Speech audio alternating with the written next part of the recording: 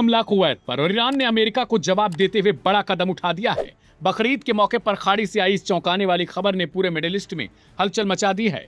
जी हां, दावा किया जा रहा है कि बंदर अब्बास पर अमेरिकी बमबारी के जवाब में ईरान ने कुवैत स्थित अमेरिकी एयरबेस को निशाना बनाया है। इस्लामिक रिवोल्यूशनरी गार्ड कॉर्प्स यानी IRGC का कहना है कि अल सलेम एयरबेस पर हमला किया गया, जिसके बाद कुवैत में एयर डिफेंस सिस्टम एक्टिव कर दिए गए। सवाल है, क्या अमेरिका और ईरान के बीच घोषित सीज फायर अब टूटने की कगार पर पहुंच चुका है और क्या खाड़ी एक बार फिर बड़े युद्ध की तरफ बढ़ रहा है?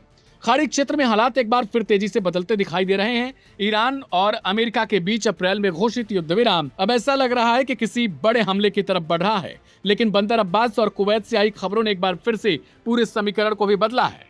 तस्नीम समाचार एजेंसी के मुताबिक गुरुवार सुबह अमेरिकी सेना ने बंदर अब्बास के पास एक ड्रोन लॉन्चर ठिकाने पर हमला किया था। इससे पहले कमोबेश यही स्थिति बुधवार को भी थी। दावा किया गया कि ईरानी समयानुसार यह सुबह करीब 4:50 पर हुआ था। रिपोर्ट्स के मुताबिक अमेरिका ने 4 ड्रोन और एक लॉन्चर को निशाना बनाया। अमेरिका की तरफ से इसे रक्षात्मक कार्रवाई करार दिया गया। रिपोर्ट्स में बताया गया कि बंदर अब्बास के पास से गुजर रहे एक अमेरिकी व्यापारिक जहाज पर ईरान की तरफ से भी ड्रोन दागे गए थे। अमेरिकी सेना ने उन ड्रोन को मार गिराया और फिर जवाबी कार्रवाई करते हुए लॉन्चर को तबाह कर दिया, लेकिन इसके करीब 2 घंटे बाद हालात अचानक से और ज्यादा विस्फोटक हो गए। ईरान के इस्लामिक रिवोल्यूशनरी गार्ड कॉर्प्स ने दावा किया कि कुवैत स्थित अल सलेम एयरबेस को निशाना बनाया गया। यह एयरबेस अमेरिकी सेना की गतिविधियों के लिए बेहद अहम माना जाता है। हमले की खबर सामने आते ही कुवैत में सुरक्षा एजेंसियां हाई अलर्ट पर पहुंच गई। कुवैती सेना ने पुष्टि कर दी कि एयरबेस के आसपास एयर डिफेंस सिस्टम सक्रिय किए गए, साथ ही नागरिकों से सुरक्षा नियमों का पालन करने की अपील भी की गई। यह घटनाक्रम इसलिए भी बेहद संवेदनशील माना जा रहा है क्योंकि कुछ ही समय पहले अब तक अमेरिका और ईरान के बीच संभावित समझौते की खबरें भी आ रही थी। रिपोर्ट्स के मुताबिक इस हफ्ते फाइनल ड्राफ्ट पर बातचीत के लिए ईरानी प्रतिनिधि कुवैत भी पहुंचा था, लेकिन इसी बीच अमेरिकी राष्ट्रपति डोनाल्ड ट्रंप ने कैबिनेट मीटिंग के बाद एक बड़ा बयान दिया। ट्रंप ने कहा कि अमेरिका किसी भी हालत में ईरान का संवर्धित यूरेनियम चाहता है। यही वह मुद्दा है जहां बातचीत अटकती दिखाई दे रही है। ईरान लंबे समय से कहता रहा है कि वह अपने परमाणु अधिकारों से पीछे नहीं हटेगा, जबकि अमेरिका इसे अपनी सुरक्षा और क्षेत्रीय रणनीति से जोड़कर देखता है। यही वजह है कि बातचीत और सैन्य दबाव दोनों एक साथ चलते दिखाई दे रहे हैं। खाड़ी के जानकार मानते हैं कि कुवैत पर हमला सिर्फ जवाबी कार्रवाई नहीं, बल्कि एक रणनीतिक संदेश भी हो सकती है, क्योंकि कुवैत में मौजूद अमेरिकी सैन्य ढांचा पूरे पश्चिम एशिया में अमेरिका की ताकत का अहम हिस्सा माना जाता है। इसी बीच इसराइल ने भी लेबनान पर हमले तेज कर दिए हैं। रिपोर्ट्स के मुताबिक हिजबुल्लाह के ठिकानों को निशाना बनाकर इस्राएली सेना लगातार कार्रवाई कर रही है। बताया जा रहा है कि इस्राएली प्रधानमंत्री बेंजामिन नेतन्याहू ने पहले इन हमलों को मंजूरी दी थी।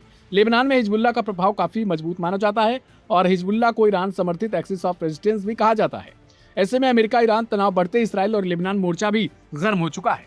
ईरान ने साफ कहा है वह पीछे किसी भी सूरत में हटेगा नहीं और कोई भी हमला होगा अगर अमेरिका की तरफ से या इसराइल की तरफ से तो उसका भरपूर जवाब दिया जाएगा। और यही स्थिति अब दिखा रही है कि ईरान ने हमले के तुरंत बाद जवाबी हमला भी कर दिया।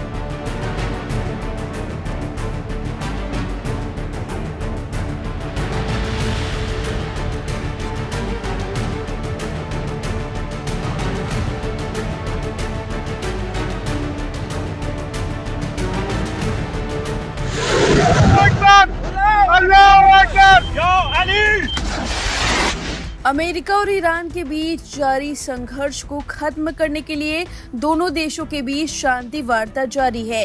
इस बीच तनाव एक बार फिर चरम पर पहुंच गया है। अमेरिकी सेना ने पिछले 48 घंटों में स्ट्रेट ऑफ हॉर्मुज के पास स्थित एक ईरानी सैन्य ठिकाने पर दूसरा हमला कर दिया है। ईरान ने इस कार्रवाई की निंदा करते हुए इसे दोनों देशों के बीच हुई संघर्ष विराम का स्पष्ट उल्लंघन बताया है। वहीं अमेरिकी अधिकारियों का कहना है कि यह कार्रवाई ईरान की इस्लामिक रेवोल्यूशनरी गार्ड कॉर्प्स के द्वारा पिछले 24 घंटों में किए गए मिसाइल, ड्रोन और छोटी नावों के हमलों के सीधे जवाब में की गई है।